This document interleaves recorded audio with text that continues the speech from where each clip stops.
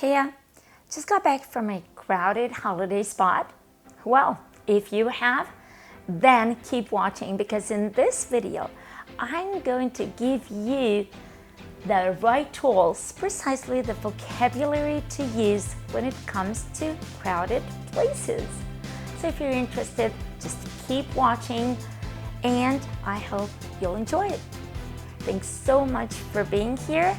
And before you get right into it, why don't you hit that subscribe button down below so you never miss a lesson. Also, be sure to turn on the notification bell icon because that's really useful too. Well, I've just returned from the seaside where I had such a great time with my family, but the idea precisely came to mind while being there, and I thought to myself, why when I do such a video where I teach people how to express themselves when it comes to crowded places?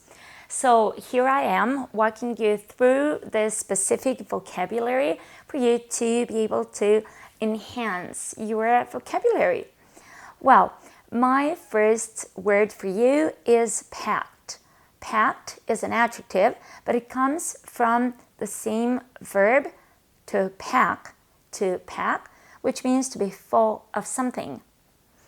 And thinking back to the activity happening at the seaside, back at the seaside, at lunchtime, the self-service restaurants were packed with tourists at lunchtime.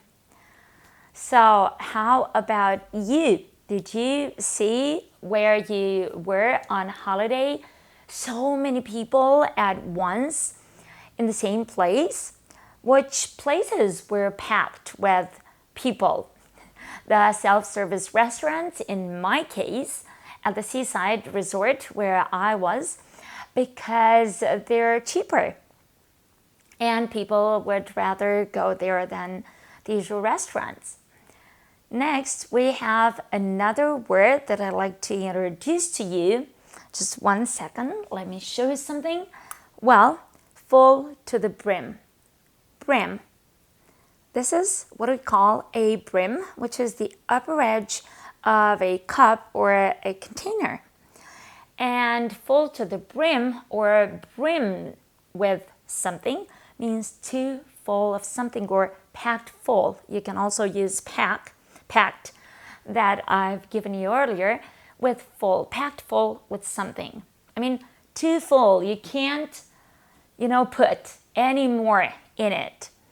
And I'm thinking here of the alleys leading down the beach where there were all kinds of little stores. So those alleys were literally brimming with all kinds of stores. I mean, there couldn't have been one more to sell something for the beach. Usually it's beach stuff, swim rings and all kinds of mattresses, water mattresses, and that kind of stuff. Can you think of an example yourself with full to the brim, with something we're brimming with right now? I dare you to do it right now on the spot, so you could just stop the video or maybe later on, just to challenge yourself to find new ways to express yourself. Next word on our list to express crowded places is a verb, the verb to overflow. Overflow. Mind the pronunciation. Good. Be sure to try it out yourself.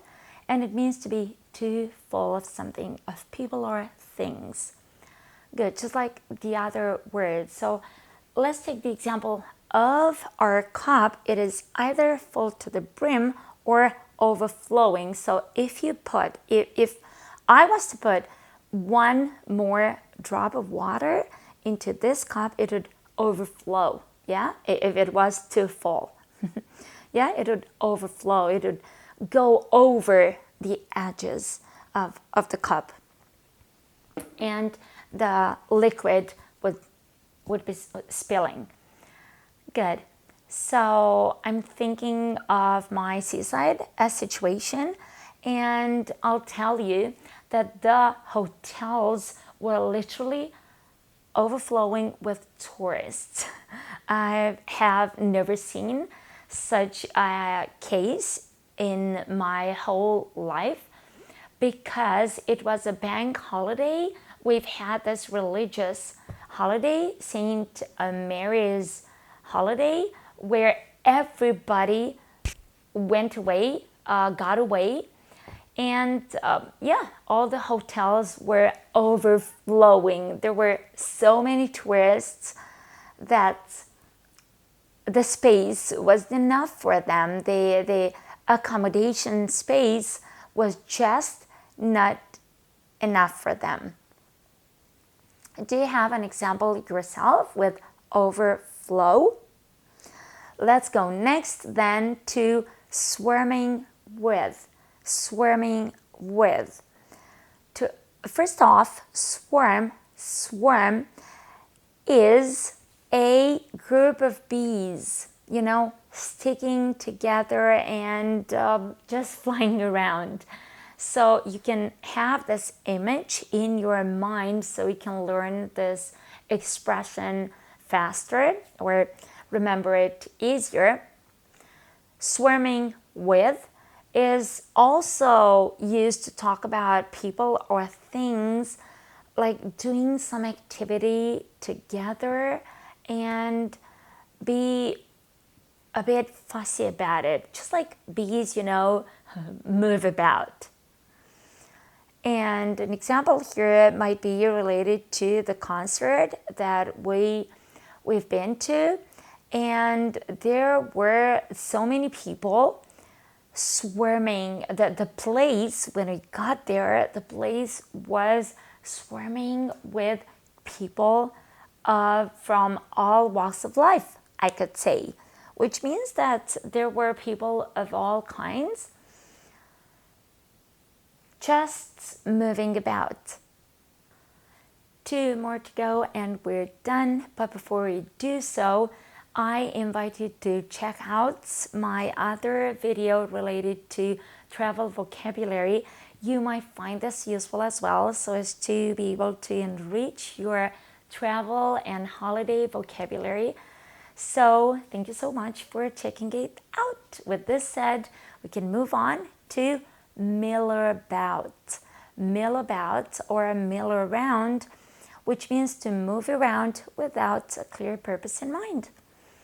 And also related to my situation, the seaside getaway, also with related to the concert, with so many people around, there was a lot of safety checks, and of course a lot of policemen milling about.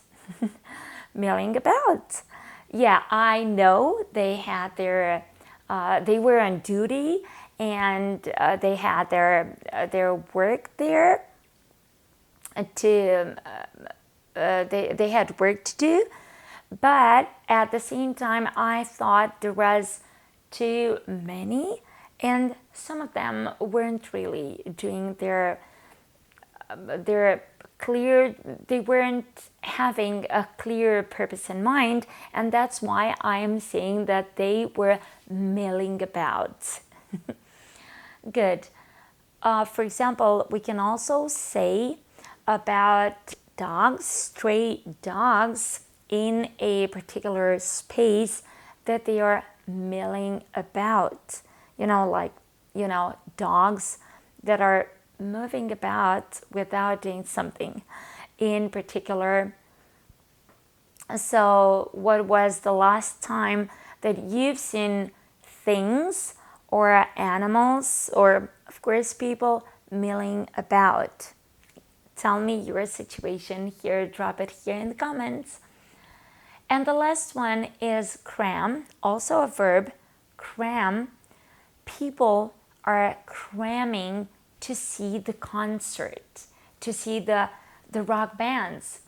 And this means to completely fill a space to the point of overflowing. Yeah, when there's too many people that not a single one has space, has room enough to get in there. Another example might be that of the donuts, for example. Let's think of fresh donuts that you want to buy when, on the evenings out walking, and everyone's cramming to get the fresh donuts, the hot donuts, because no one will ever want to eat cold donuts, will they? And so with this said, we've made it to the end of my video. Thank you so much for watching all through, and I hope you've made the most of it and you've managed to learn a little bit more, and of course take step by step, bit by bit, your English to the next level. Thank you, and I'll see you again right here on my channel. Don't forget to put this into practice, or not all of it, but at least 2 or 3 of the phrases that you like most, so that you notice progress. And also, don't forget my like. I'll see you again next time. Bye for now.